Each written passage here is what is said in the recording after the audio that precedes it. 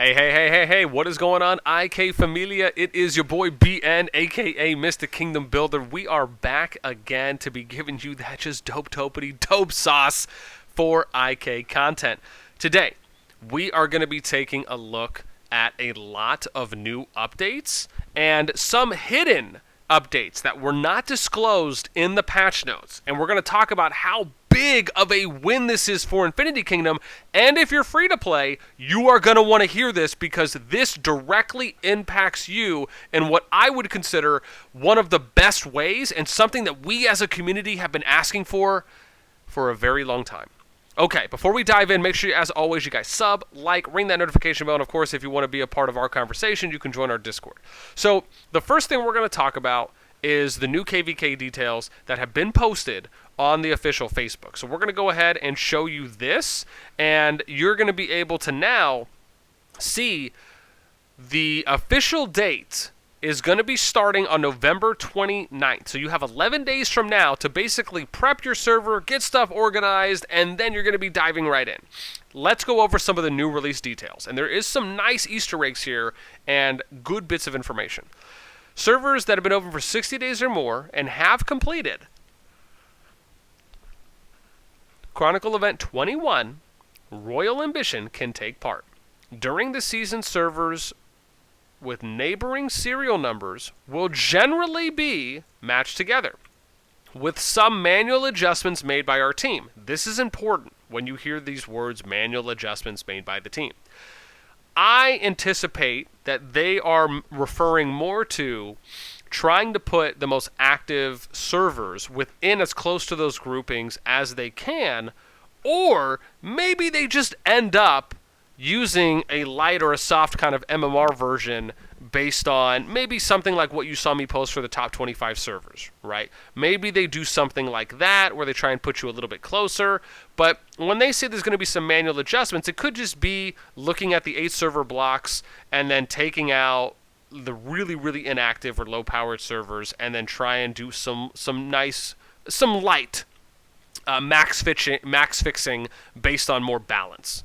Again, we don't know any more details than that, but those are kind of two ways that I could look at it. Then we have, once you are in a group, you can take part in LOF. Servers that meet the participation requirements but are not successfully grouped will receive compensation or reward for having an empty turn. Okay, what this means, and what I think this means, is if we go in and we look at the map list. This is a new global list that they changed, right? Or the new look on how it is, right? This is your glance of the worlds. It's not the worlds and then you're kind of like moving and going in a direction. This is a nice, I actually like this update with the interface. It looks cleaner. I don't have to scroll around as much to find, right? And I like the spacing they've done, so it's not super bunched up together. But one of the nice things you'll see here is if I click on Season 1, right, you see that there's a preparation zone, there's the matchmaking zone, and then there's the war, right? So it says this world, it's not here, but if I go Season 1, you'll see the worlds in this zone will wait for all 8 worlds to complete their chronicles to start Legion of Frostborn. The worlds in this matchmaking zone will start LOF after the countdown ends. This worlds in this war zone are engaged in a fierce battle in the Frozen Realm, right? So really cool. I like how they've given us some more details, but what I'm hinting at is if you go all the way up, right, you can see not all the servers, at least these ones, right, are not all 90 days old. So, and not all the servers that are 60 days old, which is 95. Oh, no, hang on. I got to go a little deeper here. Yeah, 93 maybe? Yeah. So 92, up to server 92 is 60 days old. This does not mean that all of these servers have completed Chronicle Royal Ambition. Right. If you want to, and I actually have to go into my city to show this, but just for context purposes. Okay, if we go to Chronicle. No, get away, Pilgrim. Ugh, always in the way. Okay, so Royal Ambition is the last Chronicle, right? So this is where all members of the kingdom which win Contention of Relics will receive rewards, right? So this is basically your last one that you have to do after round 3 of COR. Once that is completed, right, if you're still 60 days, then you're going to be able to participate. But if the numbers are odd, and I think that's really more of where they're going is that the numbers are odd. If the numbers are odd, right, then some people may not be able to participate. Now, bear in mind, right, there's over 100 servers right now, almost 120, and they definitely waited, I think, long enough for there to at least be a good amount of servers up before they considered doing KvK. In addition, it's not going to start for a little while, so you have time for a few more servers to open. But this is just something to keep in mind, right? It's not like a win or not. They just want to make sure that they're going to be able to have as many groupings as they can, right, with 8 servers at a time. Okay, now we get into some tips that they've given, which is after entering the battlefield, you should start producing and building thermal towers immediately. Thermal towers provide you with vision proximity and protect you against blizzard damage. After being captured, gnome cities will not automatically recover their garrisons. Alliance members have to donate. This is something we talked about in the patch notes. Resources to help train new garrisons. Your alliance should save enough resources for these moments, right? This means that it's going to be good to go into KvK with a larger resource stockpile because you'll probably be using that similar to how you would possibly pay to train troops from your barracks. You should communicate with other alliances on your server as soon as possible to form partnerships and expand your alliance's influence. Legion of Frostborn has an independent diplomacy system. You will need to form partnerships again after entering the battlefield. This basically is kind of like it's going to be its own diplomacy system. So you would just have to go into that and then basically just reform allies, right? So pretty easy. And then a tip, this is a trial season of LOF. All expedition data will be wiped at the end of the trial season. Some special rewards will only be available during regular seasons and will not be available during the trial season. So again, we're going to have limited rewards, capped rewards, which makes sense because it's not a full season's length. And they're probably using this as a test season to gather data as well, right, in case they need to make any improvements going into Season 1 for the new servers or for the servers that will get a first crack at doing that. So again, interesting. I love the data that we're getting here. But now let's go in and let me give you guys some of these big sneak peeks here, which is going to be what is the new stuff that we're actually seeing in-game. Okay.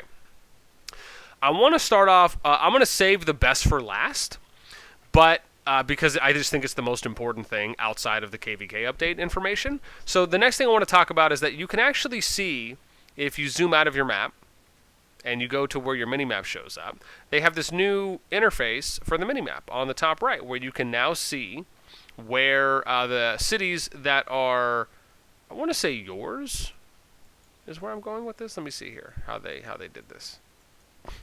Yeah, it is. So you can now see the cities that are yours, right? So we have 4, right, which is really cool. And obviously, it seems like they changed it up a little bit, right, where they kind of did a little bit more color coding. But I like that you can now see, unless I'm just crazy and it's always been like this and I just never actually paid attention. If that's the case, someone can call me out on that. Outside of that, though, let's now go into the overhead. So with the overhead map, you can now see the Frozen Realm. Right, and the cool thing is, look, you can actually see here that you can click on this area, right? And I can go there now, where you can now see me in the Frozen Realm. Now, I don't know how high we can go. Okay, so we can't go that high, right? But I can get over and it says, right, look at this, dude. It says, check this out. This is resource, what is this? Resource Zone 9? Look at this! Resource, so you could go to 4 resources, and this is the cool thing, right? When you're switching resources, you'll see where it'll say level. Here, I'll show you an example here. So it'll say level 3, level 4 resource zone, and it actually gives you information on who has it. I love this new tooltip. But, right, RSS Zone 4 is the most. When I go over here to Frozen, Frozen Waste, now it's Resource Zone 9? That's crazy. Again, I mean, it would be really cool if you could just do like immense gathering of resources in LOF. Like I said, we don't really know yet, but would be cool. The next thing is if you go over to your alliance, you can now see the thermal tower icon here, right? Again, it's not clickable, but you can see it. Then the next thing we have here for you is going to be the very last thing, which it's funny because I was talking to some people in our group in our voice call a little earlier with Riku and Kala and Shika, and we were kind of going through some of these things, and Kala had came in first, and we were just taking a look at some things, and I said, hey, have you noticed this new event? And as we were reading it, we immediately thought to ourselves, man, this event sounds like an event in Rock that is also something that we have been waiting for right? And something that I've even talked to the IK team about early on during beta. And this is just a great, I cannot tell you how big of a win this is for Infinity Kingdom and for every player, and more specifically the free-to-play. And this is the event. It's called Triumphi of Fate. This event was not announced in the patch notes, to my understanding, as I had reread them a couple times. This is definitely a sneaky slide into the DM event, but I want to say is a warm welcome. Let's read it. Choose an immortal and let the magical Triumphi cards connect you with his or her fate. You're probably already getting reminiscence moments of Card King. For those of you that are familiar with this from Rock, you can get rare items including immortal fragments, dragon crystals. You have 250 attempts to connect. When you turn over 2 Triumphi cards with the same connect content in a row, it means the connection is successful and you get the rewards shown on the cards. The connection needs to consume gems. Cards that have been turned over but not successfully connected will be turned back again. You can abandon the ongoing connection and reset all cards at any time. When you have gained all the rewards, all cards will be reset automatically. You can select new immortals to connect on the event homepage, but the connections already in progress will be reset. Okay, in short, this event allows for you to choose what will hopefully be gated immortals, right, that are behind paywalls. And you can use green gems as your premium in-game currency to participate in this event and unlock and get shards, immortal shards, for these paywall-gated immortals to unlock, and then eventually, even if you want to invest more, right, work on leveling them up. This is absolutely huge.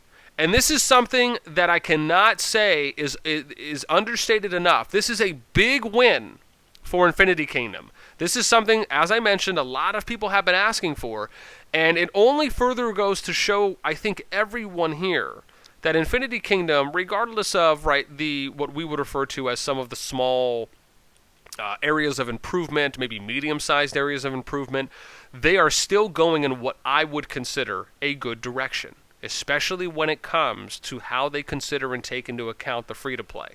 This is the best event that could have came out for free-to-play, and will allow for you as a free-to-play to unlock paywall-gated and just generally gated immortals that you cannot as a free-to-play to build late-game pay-to-win marches, right? Again, it's going to take time. Like, let's have realistic expectations. You are not going to max these out within a week. It will take time. It could take months. It could take half a year. It could take a year. It could take over a year, right, to just get multiple.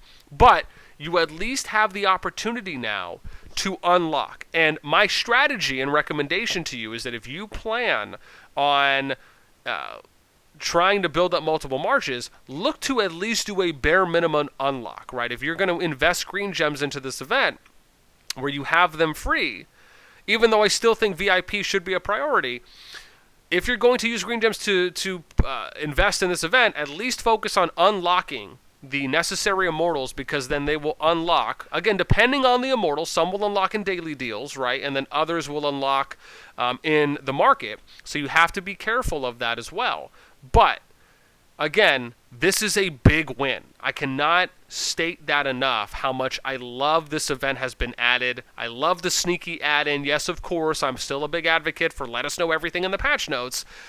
But I am not mad at this, and I am, again, for you as a free-to-play, let me know what you think, right? If you're someone who understands this event after my explanation, or if you just already kind of figured this out based on previous Kingdom Builder playing experience, do you take this as a big win not only for the game, but for the free-to-play community? And if you are free-to-play, are you looking forward to this? In addition, what do you guys think about some of the KvK details that we've announced, and anything else that we talked? I'd love to hear from you in those comments below. That's it for me. I'm out. Until next time, as usual, we'll catch y'all later.